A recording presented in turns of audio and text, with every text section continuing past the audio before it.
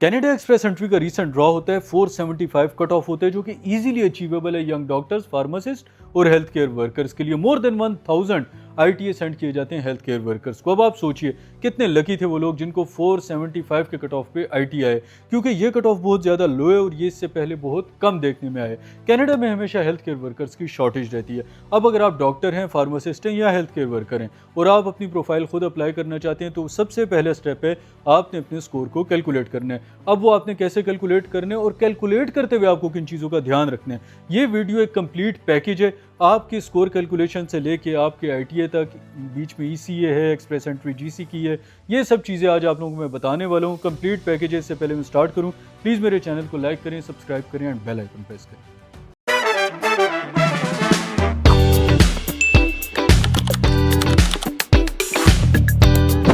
तो अगर आप डॉक्टर या हेल्थ केयर वर्कर हैं तो गुड न्यूज़ है कि आपको प्रोफेशन ऑलवेज इन डिमांड रहता है। कनाडा में हमेशा हेल्थ केयर वर्कर्स की शॉर्टेज रहती है। कभी कट ऑफ थोड़ा ज़्यादा और कभी थोड़ा कम हो जाता है। इससे पहले जब एक्सप्रेस एंट्री के जर्नल ड्रॉ होते थे तब भी आपका एनओसी कोड इन डिमांड था, और आज जब ऑक्यूपेशन बेस्ड हो गए तब भी आपका एनओसी कोड इन डिमांड है। तो फर्स्ट स्टेप ये है कि आपने अपने स्कोर को कैलकुलेट करना है। कैसे और किन चीज़ों का आपने ध्यान रखते हैं ये बताने से पहले आप लोगों को बता देता हूँ कि डिस्क्रिप्शन में आप लोगों के पास इस कैलकुलेटर का लिंक भी है।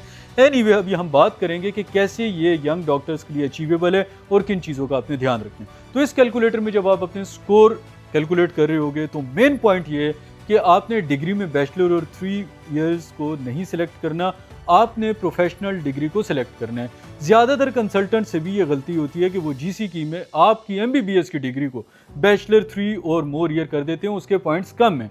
आपका जो प्रोफेशन है वो लाइसेंस्ड प्रोफेशन है, तो इस वजह से जो आपकी डिग्री है वो कनाडा में प्रोफेशनल डिग्री है, उसके पॉइंट्स भी ज़्यादा हैं। तो इसलिए आपने उसको प्रोफेशनल डिग्री ही सिलेक्ट करना है। इवन अपने जीसीकी में भी आपने उसको प्रोफेशनल डिग्री रखना है, क्योंकि आईटी आने के बाद अगर आपने बैचलर 3 और मोर किया हुआ तो आईटी आने के बाद हो सकता है कि आपको कुछ प्रॉब्लम्स का सामना करना पड़े। तो आपने बिल्कुल एक जो सीधा तरीका है उसको फॉलो करते हुए प्रोफेशनल डिग्री सिलेक्ट करनी है, क्योंकि आपका प्रोफेशन जो है वो लाइसेंस्ड प्रोफेशन है। तो ये एक बहुत मेन पॉइंट था जिसमें बहुत से लोग मार खा चुके हैं आज से पहले भी कंसल्टेंट्स के हाथों।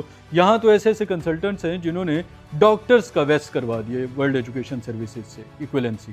तो जब वो प्राइमरी एप्लीकेंट है वो एक्सप्रेस एंट्री में जाता है, एक्सप्रेस एंट्री बताती है भाई आप एमसीसी से करवाएं, क्योंकि आपका लाइसेंस प्रोफेशन है, आप प्राइमरी एप्लीकेंट है तो आपने अपनी इक्विवेलेंसी लेनी है एमसीसी से। अब एमसीसी आते हैं आपका सेकंड स्टेप। पहले आपने अपने पॉइंट्स कैलकुलेट कर लिए, आपने देखा बहुत अच्छे पॉइंट्स बन रहे हैं, चलो यार अब मैंने ये करने के आइल्स करने, साथ ही मैंने अपना एमसीसी से इक्विवेलेंसी लेनी है। तो आपने physician.apply पे अपना अकाउंट बनाने, फ़ी पे करनी है और फिर आपने सोर्स वेरिफिकेशन के लिए अपने डॉक्यूमेंट्स उनको भेज देने। भेज देने से मुराद ये कि ऑनलाइन सबमिट कर देने। वो आपको एक ईसीए रिपोर्ट इशू करेंगे जिसके ऊपर लिखा होगा कि your degree MBBS is equivalent two Canadian bachelor of medicine. अब जब यह आपके पास आ गया, आप समझें कि आपका 65% काम हो गया। अब आपने जाना है एक्सप्रेस एंट्री जीसी की, उसका भी लिंक मैंने शेयर कर दिया हुआ है डिस्क्रिप्शन में।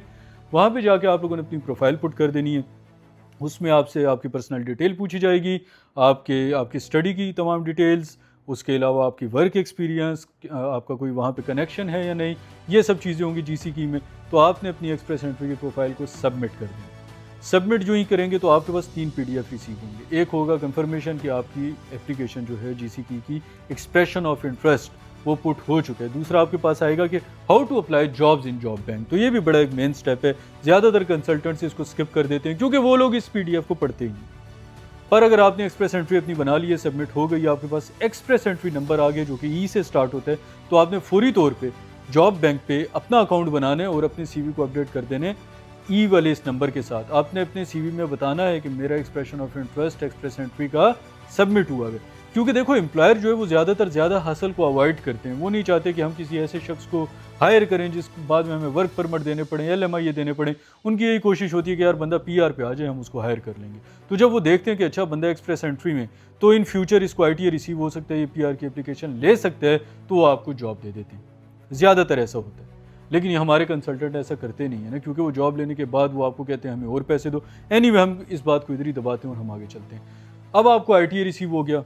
ITA रिसीव होने के बाद आपकी मेन एप्लीकेशन आती है PR की एप्लीकेशन। ये वो जगह कि अगर अभी हम बात कर रहे थे ना कि 1000 ITA रिसीव हुए, तो हो सकते हैं इन 1000 ITA में से सिर्फ 300 ऐसे लोग हों जिनको PR मिली हो, क्योंकि that is the most sensitive part of Canadian immigration.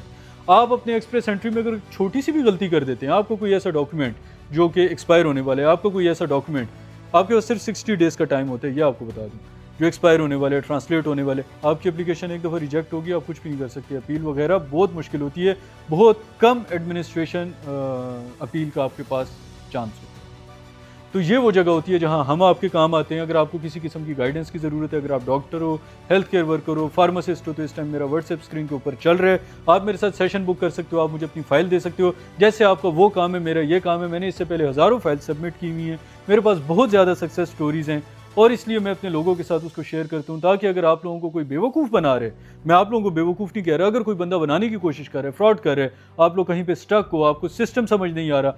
ज़्यादातर डॉक्टर्स के पास टाइम नहीं होता सिर्फ, क्योंकि डॉक्टर्स बहुत ज़्यादा मेहनती होते हैं। एमबीबीएस करके जो शख्स आया होते हैं, they must be a hard worker people, so उनके पास टाइम की सिर्फ कमी होती है। तो उनकी इस प्रॉब्लम को दूर करने के लिए मैं हूँ, तो आप मुझसे रब्ता करें and I will help you guys.